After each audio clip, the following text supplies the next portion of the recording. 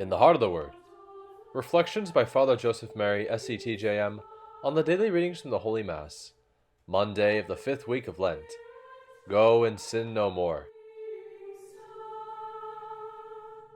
God bless you, dear family. Today in the Heart of the Word, we witness one of the greatest moments of the public ministry of Jesus.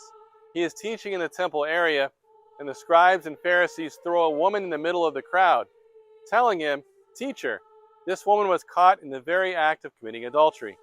Now the law of Moses commands us to stone such women. What do you say?" Notice that there is only a woman. Where is the man? Jesus does not respond to them, and he will not be manipulated by them. He begins to write in the sand, and when they continue to ask him, he stands up and tells them, "Let the one among you who is without sin be the first to throw a stone at her." Again, he bends down and begins to write in the sand. In response, they begin to go away one by one. What did Jesus write? Some fathers of the church speculate that the first time Jesus wrote their names, he knows them by name, he sees them, and he writes their names in the sand. But they continue to question him. The second time, Jesus writes the commandments, perhaps writing them next to their names. No one was without sin, and at least one of them had broken the sixth commandment, "You shall not commit adultery." In the end, they all leave, beginning with the elders. Only Jesus is left with her. Then he stands up and he says to her, "Woman, where are they? Has no one condemned you?" "No one, sir," she replies.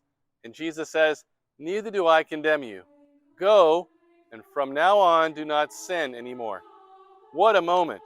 Christ is the only one without sin, and according to his own words, he is the only one who could have thrown a stone at the woman, and he does not.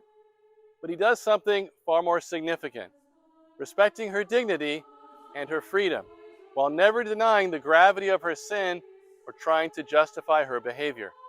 He looks at her and tells her, "Go, and from now on do not sin anymore." And that's it. My brothers and sisters, Jesus does not condemn us. He forgives us and calls us to the truth of our freedom, which is holiness of life, founded in the gift of his mercy. Let us listen to these words of Mother Adela. The love of the heart of Jesus is compassionate and merciful.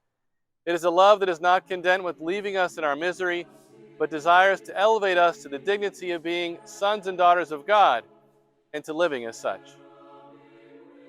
All for the heart of Jesus, through the heart of Mary.